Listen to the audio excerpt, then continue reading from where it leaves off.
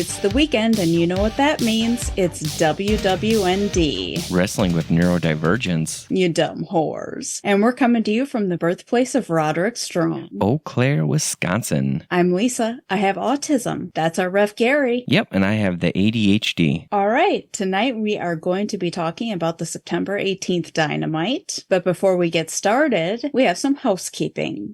First, you might notice that we sound a little bit different, and that is because we are doing this over Zoom. Yes, Gary's household got the COVID. Oh. So sorry, everyone. It happens. It does. That is a lot of Diet Pepsis. Oh. It really is, too. I mean, ugh. Yeah, but we're getting by. We're surviving. And luckily, Lisa was okay to do this over Zoom. So, yeah. Yeah. Next bit of housekeeping. We have a follower on Threads that I noticed has a pair of the EVP Reeboks. What? Yes. Really? Fill me in, please. I was not as thorough with my questions as Amanda would have been. Okay, fair. But I did ask them what they thought of them. Yeah. And if they wore them. And they said that they wore them. Okay. They said comfort is subjective. Oh. But they are just a regular pair of Reebok Pump Omni 2 series, they believe. Okay. They happen to love the pumps themselves and have been buying them for years. They haven't changed. Interesting. So they do like them. They find them comfortable. Okay. So they were already a Pump fan. Well, that's good. But wow. Okay. Yeah. Keep going. Yeah. And that's what I got. Oh, okay. Amanda, on the other hand, as soon as I told her about this, she was like, well, what do you wear them for? What sports are they good for? What's the arch support like? And I'm like, Right. I didn't even think to ask that. Right? Yeah. And that's something that's like critical for me. I pretty much just wear Asics because I need the arch support. I know you're pretty sensitive to shoes as well. If you want to give a shout out to Brooks. She's a Brooks gal. But shout out to Asics, like the official like shoe of being a dad and having a dad bod, you know? It's when I go to a place like Disney World or something and I see all the other dads in the Asics, I'm like, yes, we are in a group and we don't even know it. But anyway, I digress. That's all right. My other bit of housekeeping, the Nigel McGuinness and Brian feud that we brought up last week. Yeah. Their history was addressed on the September 14th episode of Collision. Right. And then again on tonight's Dynamite. Yes. And with that, let's get into it. All right, let me kick it off. All right, it's official. Thank you. You bet. Mox, Marina, and Claudia walk into the building. It almost sounded like you were setting up a punchline for a joke. Right? So a Mox, a Marina, and a Claudia walk into a bar. And then we see Darv skateboarding into the building. Yep. And then all of a sudden we have our first match. Right, yep. And that was Orange Cassidy, accompanied by Kyle O'Reilly and Mark Briscoe.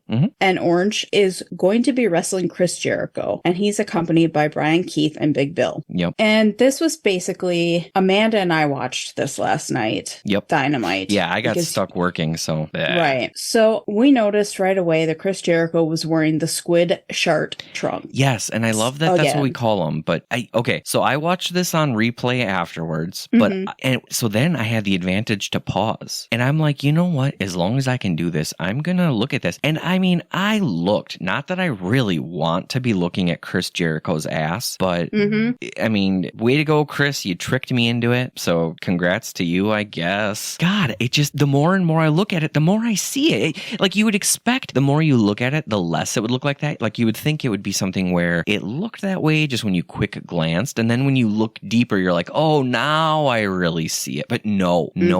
I just see more and more a squid on his ass that it looks like it's been shirt right out. But whatever. Yep. Honestly, I would rather look at Big Bill's butt again. Yeah, I'd agree with that.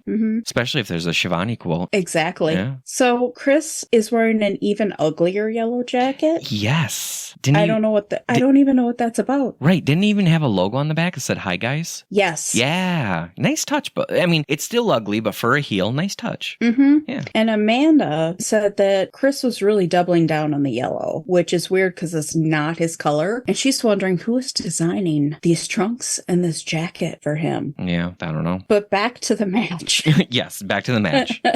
The referee was Aubrey Edwards in a low braided bun. Yes. We were just so thrown thrown off by Chris's whole ensemble that it took us a minute to realize, oh, Aubrey is the ref. Yeah. So everybody starts out in the ring fighting until it was just Jericho and Orange Cassidy. And then I noticed everyone else eventually fought up the ramp. Oh, yeah. After Orange and Mark Briscoe got in their shots of going over the top rope and all that. Yep. And Amanda wants a hairstylist to help Jericho lean into the fact that he's going gray. Oh, just let it happen. Yeah, just let it happen. No, I'm with you. I like the aging gracefully and just accepting it. Yeah. Amanda prefers Orange's athletic-looking wrestling shoes versus Chris Jericho's shiny wrestling boots. Yeah. And I think one of the reasons is Chris has trees on his boots. He has like a little tree logo. Yes. On his boots. And Amanda actually said that she loves trees, but it makes her angry that he's trying to ruin it for her. Solid point. And I can see her saying that too. She was just noticeably angry and upset. Yeah. And Amanda and I do think they worry about their bikini line when they're wearing the short trunks. I don't know how you couldn't. Yeah. You know? I think that's why I can relate to Orange Cassidy better. Because he's in the jeggings. If I was going to be out there, that's what I would be wearing. Because otherwise I'd just constantly be worrying about my body hair and my manscaping and my grooming, you know? But, you know, I think that says more about me and my insecurities and whatnot. So, I mean, good for them. Good for them for being proud of what they have. And the fact that maybe you don't want to wax that area. Yeah, I don't. I'm a hairy dude, and it just needs to stay that way. I understand. Thank you. So, Jericho and OC go through a table, and Orange Cassidy is the first one up. Yeah, that looked rough, too, because they, they didn't, hit it perpendicular. They hit it, parallel. Or do I have that backwards? No. Yeah. No, you have it right. Yeah, so it's like it jackknifed them, you know? Yeah, I don't know if that you absorb it better or worse that way. I don't know, but it looked painful. Yeah. Yeah. And then we have our first CTE alert. Because Orange Cassidy headbutted Chris Jericho. Yeah. While they were both on the top turnbuckle. And I was wondering, was that really worth it?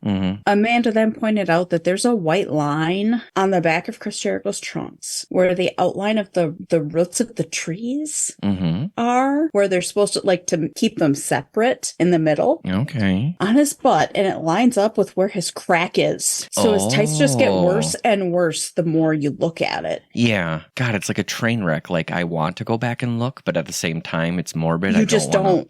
Right. It's better if you don't. Yeah, I can see that. Just don't. I couldn't. Okay. Yeah, don't. Just don't. I'm with you. No, you'll see it next time. I'll see you next time.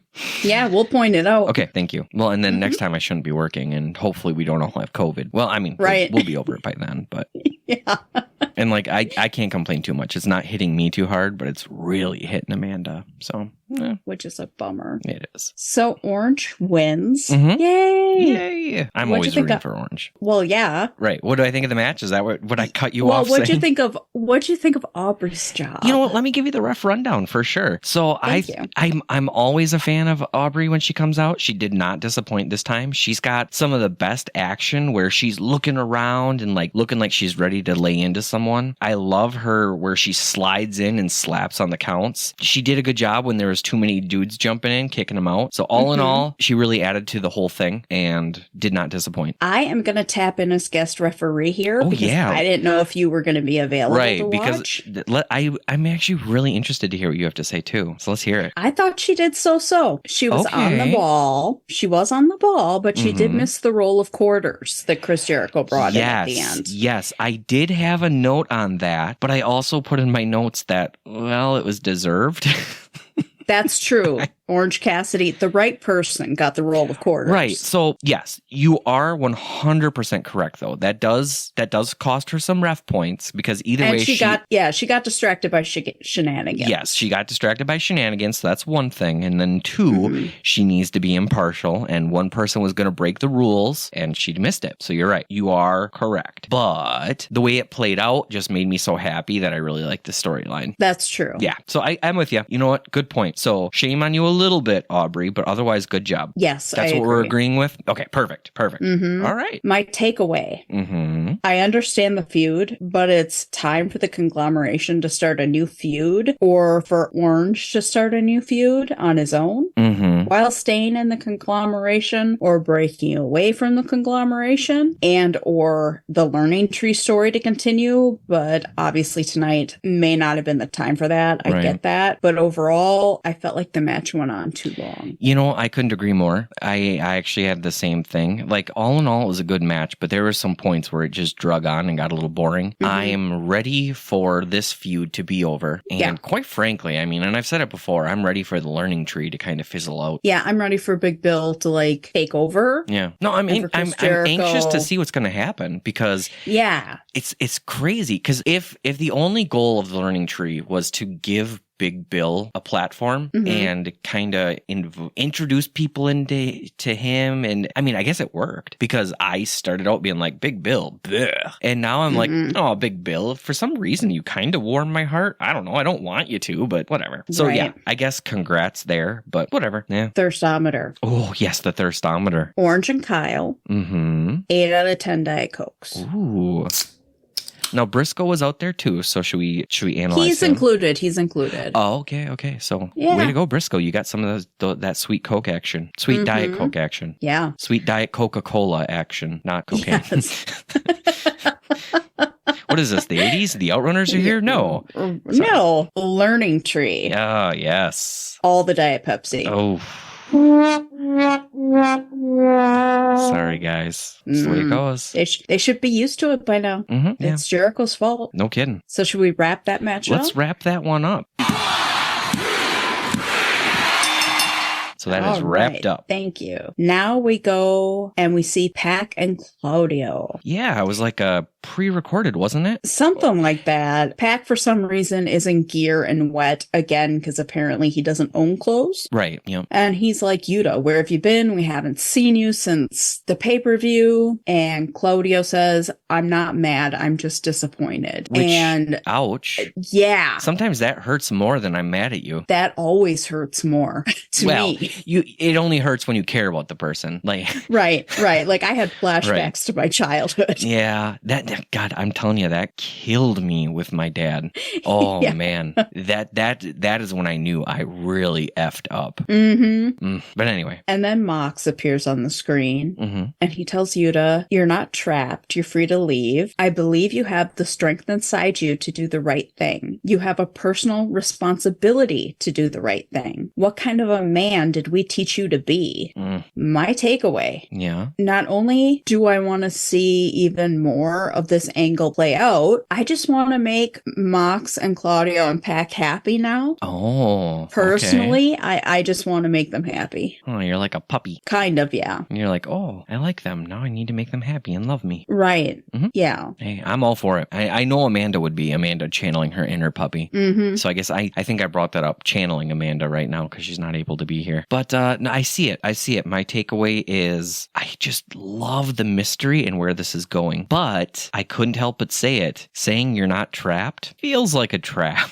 That's a good point. So, we'll see how it plays out. Either way, is he really free to leave? Right. No, congrats on those guys for running this because it's a storyline that's really sucked me in. Thirstometer. Oh, yeah. 10 out of 10. All right.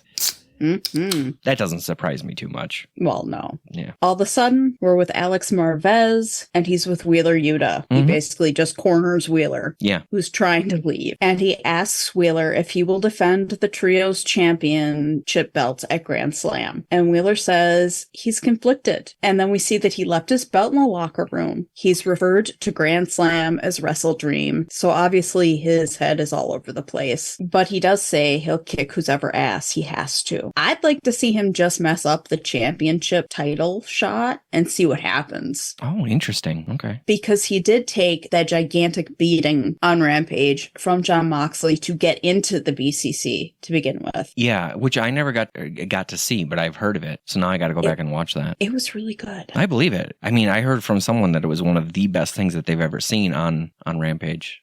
So Thirstometer. Yeah. 8 out of 10. Oh, okay. Nice. Now we have a match between Hook and JD Inc. Yeah, some local talent, I guess, right? I'm guessing his name is a little on the nose. No kidding. Yeah, there was like no doubt. That guy was like tat sleeves, tat suit, tat everything, right? Yeah. I couldn't help but like wonder, is like some of it fake? I don't know. It didn't look like it. Okay. Yeah, I don't know. It's just... The referee was Bryce Remsburg. Yes. Roddy and Taz were jib-jabbing. Like, it was the highlight. Mm-hmm. Like, Roddy was like, hey, Hook. And then, what a disrespectful young man. Is that the way you raised him, Taz? He can't even acknowledge a wrestling legend like me. Right. And then saying, he's handsome for now until I get a hold of him. Yeah, I gotta say, I was excited to see that Roddy was on the commentary. Mm-hmm. And I do like the jib-jabbing as well. That banter that they have, it adds a lot to it. Yeah. Amanda and I really like whoever designs Hook's trunks. He looked like he had like a little pumpkin. Yeah, they were like, it was spooky season up in there, for sure. Mm-hmm. I had notes on that too. I dug the pumpkin trunks, and like I said before, it's like I can relate better to Hook. If I were in it, that's what I would be wearing. I'd be wearing something like that, or maybe even something like Briscoe, you know? Yeah. But that'd be more my thing. Like, I could not wear what Roddy wears. No way. No. I couldn't do it, but... I could not do it either. Well, yeah, there you go. His hair, Hook, his hair was extra floofy. Yeah. And you are all in for the floof? Yes. Good. Amanda and I were thinking maybe it was his day to wash his hair. Oh, sure. And that's why it was extra floofy. Okay. Yeah. Hook won. Yeah, it was a pretty quick one. Mm-hmm. So what'd you think? Well, with the ref job. The ref job, I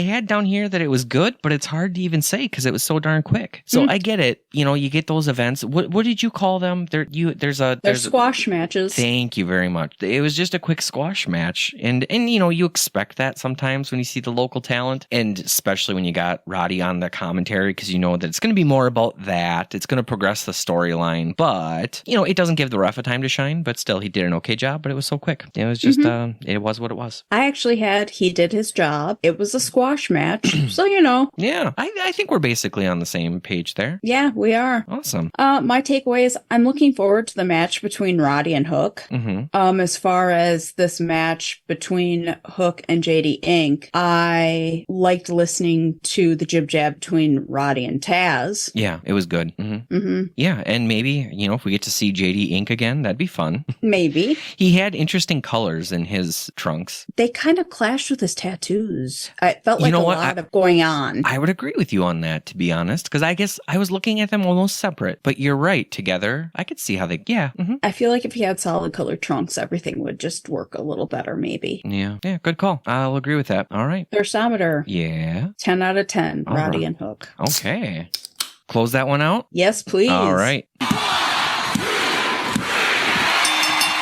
Thank you. Mm-hmm. We're back with Alex Marvez, and he is with Private Party. Yeah. Now they're talking about how they are basically, when you get right down to brass tacks, they are from New York. Yeah. And they are up for a fight. So they challenge Pac and Claudio to the trios belts. They accept the open challenge. And then all of a sudden they tell Mox if he wants a war, let them be his first battle. Okay. Yeah. So my takeaway, and Amanda and I were kind of on the same page here. They aren't exactly on Mox's level. Right. Like Mox legitimately looks like somebody who could kick your ass. Mm-hmm. In a regular fight. Right. Whereas Private Party, I don't get that vibe from. Yeah, I would agree with you. And that could just be their characters. No, yeah. Solid point. I think, well, just from my point of view, it's interesting. On my notes, I had here just meh. I felt it was a little bit of a lackluster promo, but I mean, at the core, I agree with you. It's like, you're not at Max's level. Sorry, guys, but it is what it is. I was a little confused as to like why they decided to just come out of nowhere with that promo. Yeah, it's like they just had nothing to do. So they're like, let's build a feud out of nothing. Whatever. Which happens, I guess. Yeah, that's a good point. Because, I mean, if there's no storyline, you got to build something. And if you're not getting any TV time, you got to do something. But did they pick the right guy to call out? I don't know. Yeah, I guess we'll see. We will see. Renee is with the patriarchy. She was looking awesome with the snakeskin print pants that were green and shiny. Yeah. Simple white tank top. Again, effortless. Yeah. Amanda thought that Mother Wayne looks like she'd make a great witch. Oh, I can see that. Yeah. Mm-hmm. Yeah. Christian said he and his son Nick will hold solo titles at the same time. And then all of a sudden Nick goes off camera and we see Kip Sabian. Yeah. And Christian Cage tells him that he'll put him in the dirt right next to his dead father. Yeah. Ouch. Mm-hmm. Ouch. Oof. My takeaway. What if Kip wants Christian to be his dad and Nick is his brother? Right. And that's kind of what I was thinking. Thirstometer. Yeah. 9 out of 10. Oh, didn't expect that. Kip, Nick, and Renee. Yeah. Those are and the key. A little bit Christian. A little bit Christian. Mm-hmm. Now, does Christian dive into the DILF realm, or is that something we won't touch here? Kayfabe-wise, sure. Okay. But not as much as Roddy. Okay. Well, sorry. It popped in my head. I wanted to know. But thank you. Thank you for indulging. Not a problem. Right. I support your thirst. Thank you. I mean, it's pretty obvious I do, but yeah. Yeah. It's something I appreciate. Good. Next, we have a match. Oh, yeah. Mariah May and Serena Deeb. Woohoo. Versus Yuka Sakazaki and Queen Aminata. And that actually gets a real woohoo. Woohoo. Yes. The ref is Paul Turner. Mm-hmm. Amanda and I like Serena Deeb's colors. They remind us of cotton candy. Right. I can't help but see that every time I see her pants. Mm-hmm. And you know what? Cotton candy pants? Woohoo. But yes. Other than that, Deeb's is what did you put on threads? Serena Deeb's more like Serena Dweebs. Serena Dweeb. But that's just because she kind of lacks skills on the mic. Like charisma for me. No, she does not have the stage presence, the range in the promo skills. Promo skills and just all the banter skills, all the jib-jabbing, if you wills. She lacks it, in my opinion. And that sucks because, from her wrestling in ring, side, she's amazing. Yeah, exactly. But you know what? You need both. Mm-hmm. So, and then Mariah May, you know where I stand with that. It's like, no, you turned on Tony. I get it. I do. But, and you keep putting your finger in your mouth. Yeah. Stop doing that. Which is funny. Which is funny you bring up Mariah May because with the outfit she had on Dynamite with her belt on, mm-hmm. Amanda goes, with her belt on and the way her bottoms looked, mm-hmm. it looked like she had a weird vagina thing going on. Oh, like a camel toe almost? No, like she just had no bottoms on and a white vagina. Oh, I got to go back and look at that. It just... Interesting. It was like somebody didn't think out the whole outfit. Sure. I can see what you're saying. Huh. Okay. I'll have to go back and check that out because I tell you what, though, what I noticed, and I bet you have it next, so I'll just set you up. But what did you think about Queen Aminata? She looks gorgeous and sparkly. Oh, yeah. And the orange/rust color is gorgeous on her. I don't think there's a color that doesn't look gorgeous on her. Right? She's just like unbelievable. It's like, why are you wrestling? You should be a model. Mm-hmm. You know? But whatever. Yeah. Follow your dreams. That's good for her. Mm-hmm. And she's like crazy smart, right? Like she's got like a law degree or something. International law that she's able to practice in France. Wow. That's insane. Yeah. Thank you. Hey, EW. Yeah. To Amanda and I, Yuka looks like a little wood fairy.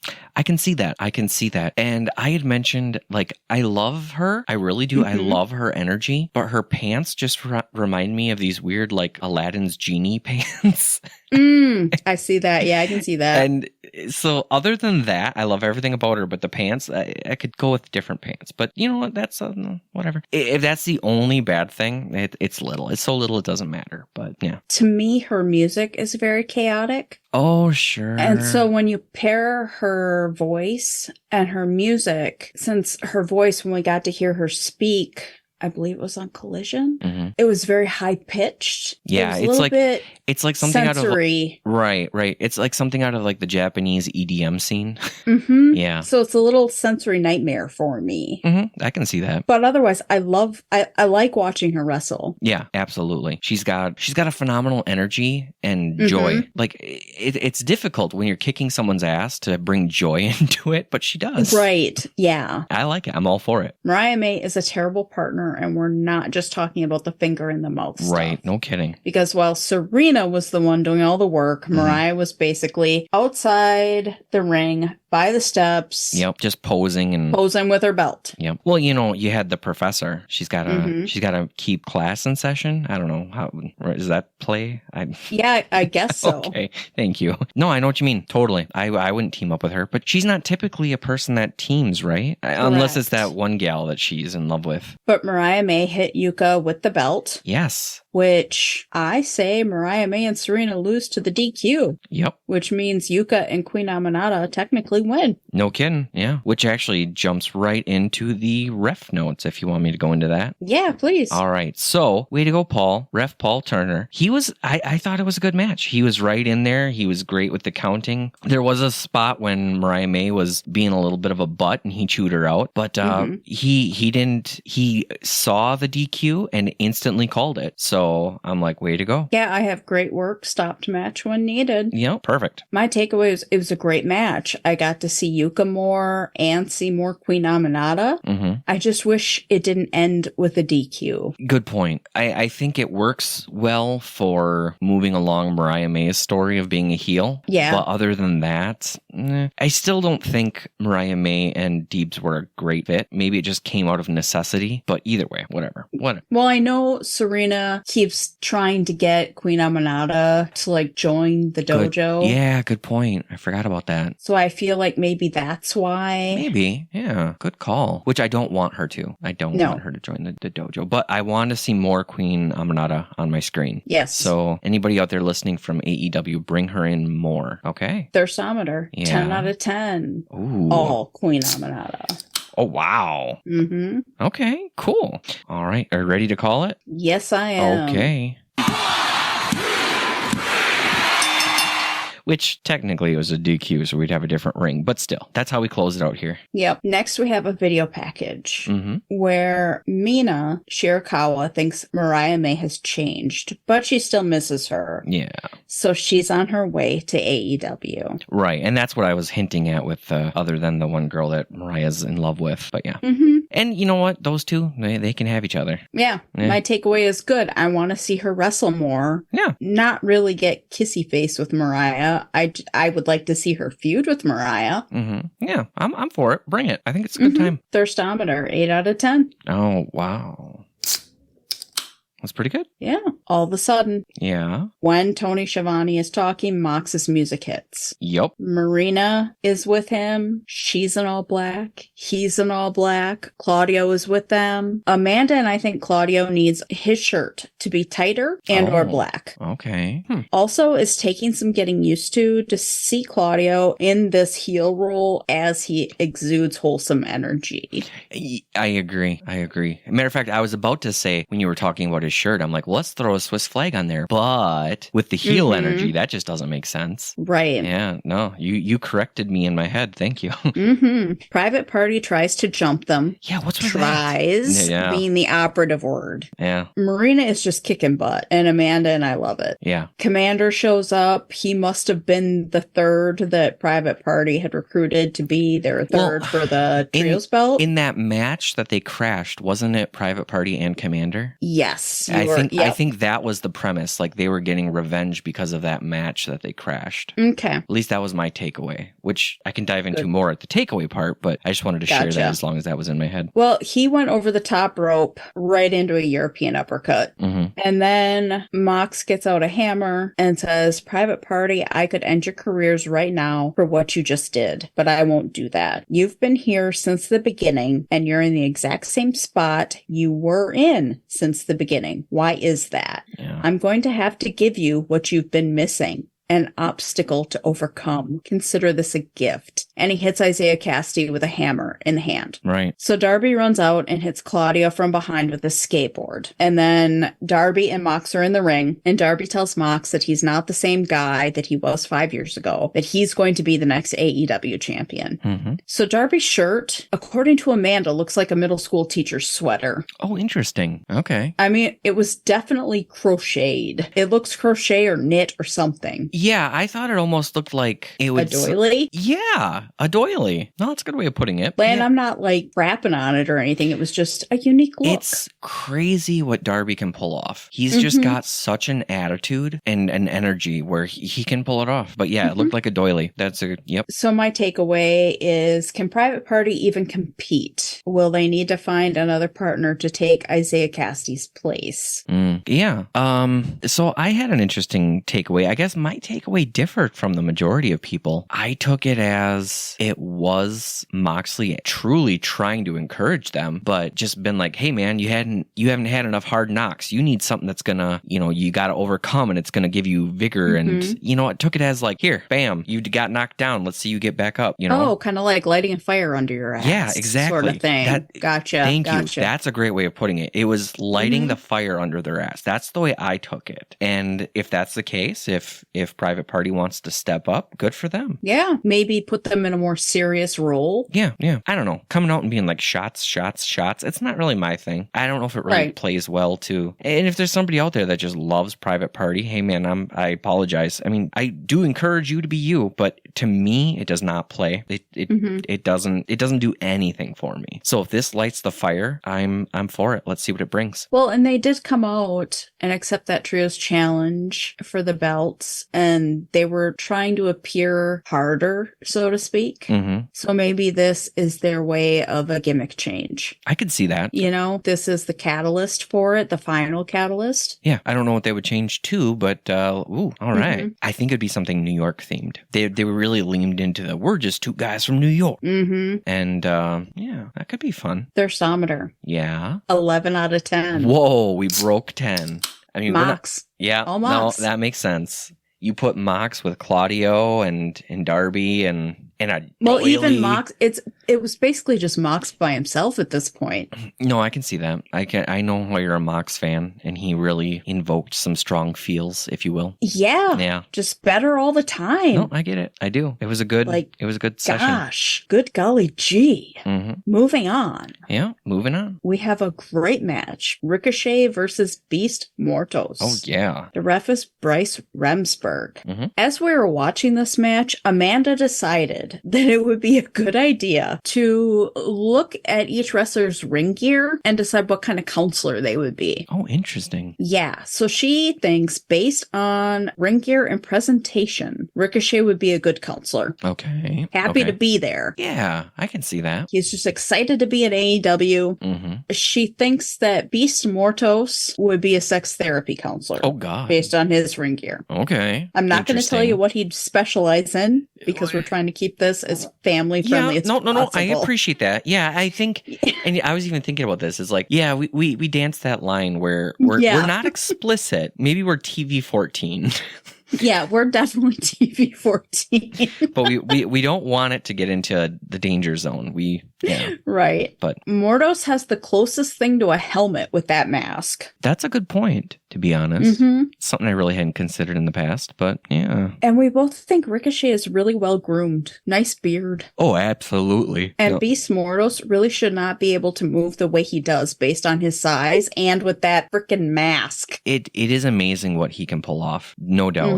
Amanda feels like Ricochet gives Ruggles energy. Again, he's just happy to be here. Whereas Chris Jericho gives off Ruggles fart energy. Where we laugh because it's awful and we need to get through it. That's a really good way of putting it. Yeah, I'm going to agree with you, Amanda. Thank you. And as far as Ruggles, she's just the type of dog where she is always excited. Like anytime I could be walking to the kitchen, if I just throw my arms up in the air and go, woo, she'll just like jump up and be like, yeah, she is always ready for a party. Always. Yeah. And yeah, Ricochet, he brings that energy. And we're wondering, what do you do when you're wearing a mask like Beast Mortos and your eye makeup gets in your eyes? You know, it's interesting you mentioned that because they had some close-up shots, and I had not realized that until this episode of Dynamite that he actually wears colored contacts too. Oh, wow. Yeah. So, I mean, he's got the mask on. He's got colored contacts in. He's possibly getting some makeup in his eyes, and he probably just has to wrestle through it because he can't, like, go and rub his eye out. Correct. So, holy crap. He's doing a lot. He is. It feels like he's getting a lot of attention, too, from the people online. Like I'm hearing way more buzz over him than I had in the past couple months. Yeah. So he's getting noticed. That's good. Yes. We have a CTE alert because Mortos headbutted Ricochet in the chest. Yep. We have a possible CTE alert with the way Beast Mortos' head hit the mat on the outside of the ring. When he and Ricochet did that cool, awesome... That move was spectacular. Yes. Yeah. And when his head hit, Amanda was like, oh, CTE alert. And I was like, I don't know. Well, but then I watched it back again and I'm like, there Well, we'll put it as a possible. There you go. I think that's a good compromise. Just throw it in the possible category. Yeah. Ricochet won. Yep. What'd you think of the ref? Well, so I had on here, because it was Bryce again, he redeemed himself from the quick match. And, well, I shouldn't really say redeemed, because it wasn't his fault, but he at least got to shine. They threw him in again. He finally got to shine. It was a good match. There wasn't anything particular that really stood out, but no, good for him. I had that he did a great job of keeping two chaotic wrestlers in the ring for the most part, and he stayed out of the way. Well, that's a good point, because there was a lot of flips. So if we're going to dive into the takeaway part of the wrestling, I thought this was actually my favorite match of the night, because some of the moves were things that I personally haven't seen before. Like, I don't even know what it's called, but there was this one where like Ricochet was like kind of sideways and then like made a motion and flipped Beast Mortos right over. And oh my God, it was awesome. I wish I knew what it was called. I'm not doing it justice right now by describing it, but do you remember at all what I'm talking about? Or yes, I do. Yeah, it was spectacular. It was a great match. It was hard hitting. It met my expectations. It really was a great match. Yeah, absolutely. All right. Thirstometer. That's right. Let's hear it. 8 out of 10. Ricochet. Ooh, okay. Should we close this one out then? Yes, please. All right. All right, what do we got next? My favorite promo of the night, Tony Schiavone welcomes Hangman to the ring. According to Amanda, Hangman would be an AODA counselor and Tony Schiavone would be a youth pastor. A youth pastor? I can see that. I'm loving Hangman's entrance. You know, the fog and the new music entrance, everything. He's dressed all in black. And I had said to Amanda, if there was a quarter in his jeans, I'd be able to tell if it was heads or tails. I'm not complaining. Oh, yeah, I bet you weren't. Amanda was wondering what was in his wallet because it was thick. Oh, well, lots of cash, probably. Yeah, she was wondering why Tony's pants were so short. Yeah. And we were not digging that purple suit. No. Which was weird because Amanda and I love purple. Yeah, but purple is one of those colors where, depending on the shade, it can go from, like, beautiful to, that's puke, get it away from me. You know? I mean, not to tick anyone off, but personally, the shade of purple that the Vikings use, not my cup of tea. And I don't mind it. Yeah. Like, I like a lot of different shades of purple. But But like purple like a lilac? I love that purple. You know what I do sometimes? It's weird, but like the purple I don't like, I call purple, and the purple I do like, I call lavender. That's good I know it's the same thing. I know it, but just in my head, I separate it that way.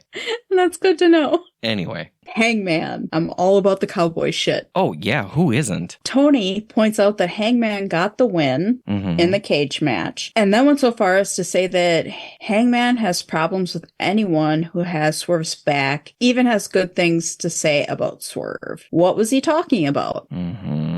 So Hangman says he knew a day would come when Swerve would be dealt with and he'd be gone. He knew it wouldn't be just Swerve who would need to pay for what was done to him. There were dozens and dozens of others who stood by and stood behind Swerve and protected Swerve from Hangman, and people who supported Swerve. And that's when he starts to like angrily look at Tony Schiavone. Yeah. Hangman starts to refer to the fans for cheering Swerve all the way to the World Championship and for cheering Swerve through every defense, and who would cheer for him when he was finally locked in a cage with his fate. And when Hangman hears those voices, he's reminded of the 4 months he was sitting at home suspended, and he remembers a loud, clear voice cheering Swerve above the fans, a voice from the commentary desk. And then he corners Tony Schiavone. Yeah. And then all of a sudden, Jeff Jarrett comes to Tony Schiavone's rescue. Okay. Yeah. So one, why does Jeff Jarrett wear gloves? He's not a high flyer. No kidding. So that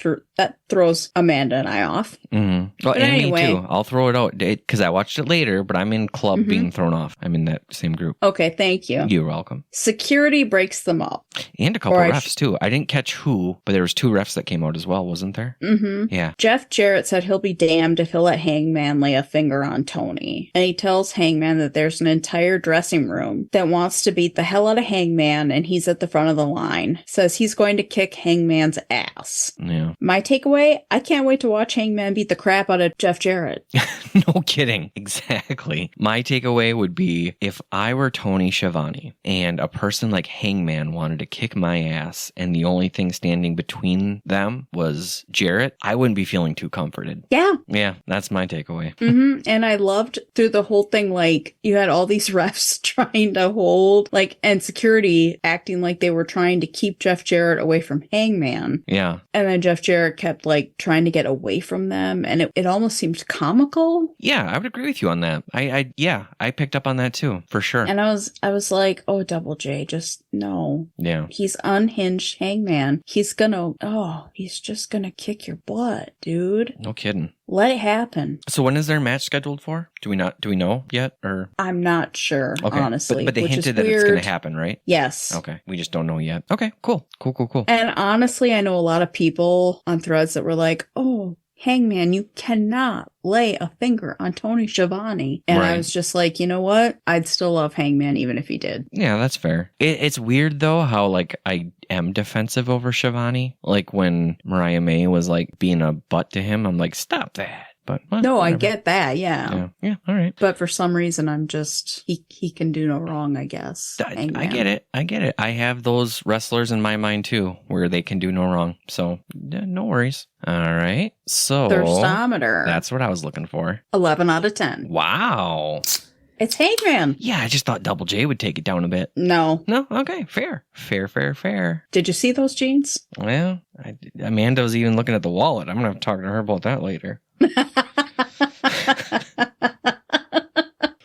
Renee tries to talk to Ricochet. Oh, yeah. But Will Ospreay interrupts. And Ricochet brings up the fact that everyone is more worried about Ricochet than they are about Will Ospreay. Mm-hmm. And points out that no one is calling Will Ospreay out. And Ricochet talked to Tony Khan, and at the 5-year anniversary of Dynamite on October 2nd, it's Ricochet versus Will Ospreay for that international championship. Nice. My takeaway is I can't wait for that match. Agree. And it's free. Yeah. I also love a promo by Ricochet that's not written by someone else. Okay, sure. Yeah, my takeaway, 100% agree with you. I'm really looking forward to that match. Mm-hmm. And I love those diabolical lines where it's like things that cut deep. Like, man, everybody's talking about me. Nobody's talking about you.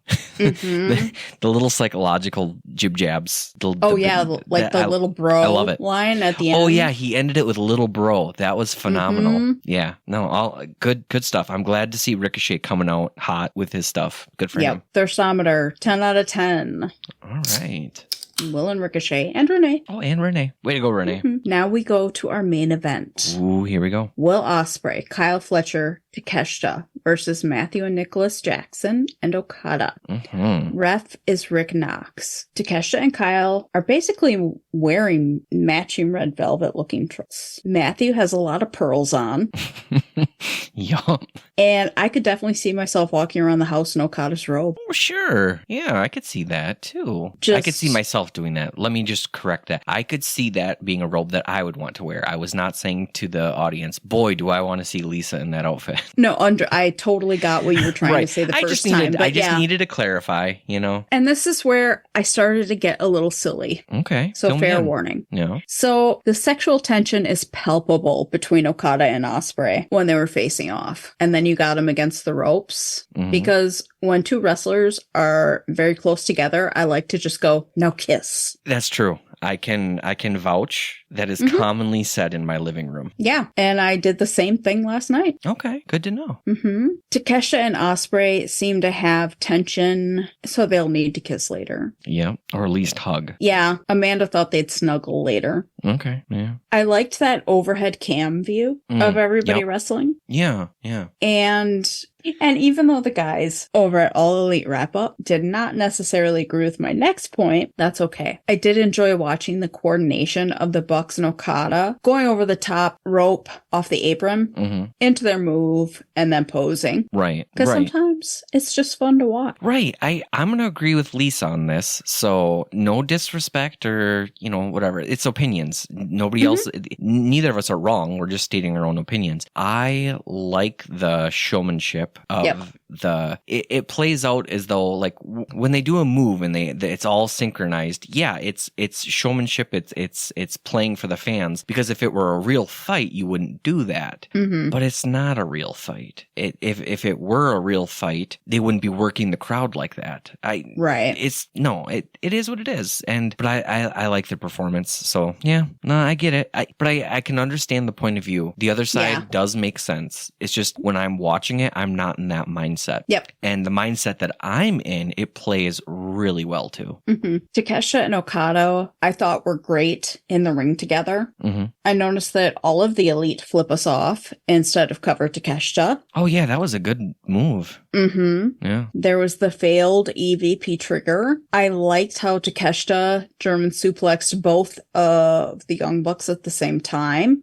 And then he did eventually tag Will Ospreay. Yeah. And that was a beautiful standing sky twister from Will Ospreay. Yeah. It made me miss Kenny Omega even more. Yeah. And Amanda was wondering, how is Matthew not choking and choked out by those pearls? I can see that. You know what I mean? Yeah. Because they're just everywhere. Yeah.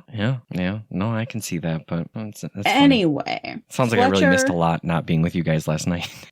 We got silly with it. We were really just, That's what makes it fun. I'm really glad that you did that. But yeah, next time. Fletcher, Ospreay, and Takeshita got the win. Takeshita would not shake Will's hand. Right. And kind of gave him a shove too, didn't he? A little bit. Yeah. And Kyle Fletcher looked kind of torn. Yeah. As far as, do I stay in the ring with Will? Do I follow Takeshita out? Because, we're part of the Don Callis family together. Yeah. But in the end, he stayed in the ring and did the United Empire hand signal with Will. Yep. And they keep talking about the United Empire. So it's like, okay, does that mean Mark Davis is coming back soon? Yeah, who knows? That's part of my takeaway. I thought it was a great match. I loved seeing Takeshita and Okada wrestle each other.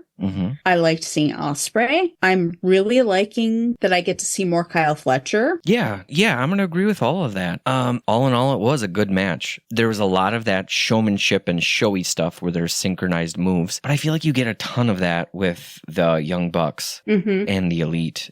But like I said, it works well for my mindset, and therefore I thoroughly enjoyed the match. What'd you think of Rick Knox's work? Well, I think I had been a little critical of Rick Knox in previous ones. I had mentioned before that it was just kind of lackluster, like he was just there. He was doing his job, but he was just there. And I had notes here that I felt he stepped up a little more in this match. He was getting down in there with the counts and really giving it to the mat, going 1, 2, and yeah. So I had here just a shout out to Rick for stepping it up. He allowed shenanigans, but to be fair, it was a trios match involving the EVPs, and you don't want to be fined. Oh, that's great commentary too. Yeah, I didn't have that written down, but in hindsight, after you said that, 100% agree. Yeah. Thank you. Oh, you bet. Thirstometer. Oh, here we go. 10 out of 10. Oh, I didn't expect Will. that. Okay, yeah, that makes sense too. Takeshita, Kyle, Matthew, Okada. Yeah, no, that's quite the bunch. Buffet. So, you ready to close it out then? Let's close it out. All right. Bitch count 0. Yeah, but we had a good middle finger to fill that void. I still always want the bitch, but that trio of the finger was pretty slick. It was. Yeah. CTE alert. We've got a definite 2 with a possible 3. Yeah. Guys, come on, clean that up. Who's your wrestler of the night? My wrestler of the night is going to be Ricochet, because he had an amazing match and then had the great jib jab to Ospreay, where it was like the low key shade of just really like, man, nobody's talking about you. Doesn't that suck? That's the stuff that gets me. So he takes it. Nice. My wrestler of the night, Hangman. Well, okay. But, it doesn't surprise me, but I still want to hear why. Okay. He's communicating his actions. although their heel moves clearly and concisely, which is something I sometimes need to do and something I need done for me to understand things. Yeah. No, that's a very, very good point. And in hindsight, after hearing your answer, I didn't really do a good job explaining my guy, but I'm still going to stand by Ricochet. Nothing wrong with that. Okay, good. Thank you. You're very welcome. Who's your referee of the night? My referee of the night, I'm going to go with Rick, just because I was throwing shade at him before, and then all of a sudden he was doing the things that I had mentioned. I'm not saying he listens to our podcast, but if he did, he took note and he stepped it up. So good for him. My referee of the night was Paul Turner. Oh yeah? Fill me in on He allowed no shenanigans in that match, and he called the DQ right away when Mariah May hit Yuka with the belt. Good call. You know what? I think we were both good. Yeah, 100%. You know what? For filling in for the ref, you did a phenomenal job, Lisa. Thank you. And you know what? Yes. I had sleeves on my referee shirt. Nice. I did not pull a Jeff Jarrett. Good for you. Thank you. Do you have a D-bag of the night? You know I do. All right. Who is it? All right. So get ready for this. Yep. My D-bag of the night was Takeshita. Oh, why? And here's why. It's because there was moments in the match when he clearly could use a helping hand, and Ospreay was there and he shunned that hand. And I say to that, you can't do that. Number one, when you're a team, you got to work as a team. You got to rely on the people with you. You got to listen when they say, hey man, I got a helping hand. And then you just shun it. No.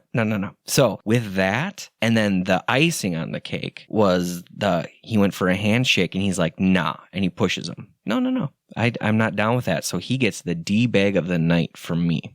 Fair. My D-bag of the night was Mariah May. She hit Yuka with the belt. Yeah, D-bag move. That's good call. Good call. And got, deservingly DQ'd. Yeah. Yeah. And then after the DQ, kept whacking her. No, you're very good point. Yeah. That was definitely a D-bag move. It's time for our neurodivergent fun fact. Oh, yeah. Fill me in. I've been waiting for this. Yeah. Tonight we are focusing on something to do with accommodations. Oh, accommodations. Okay.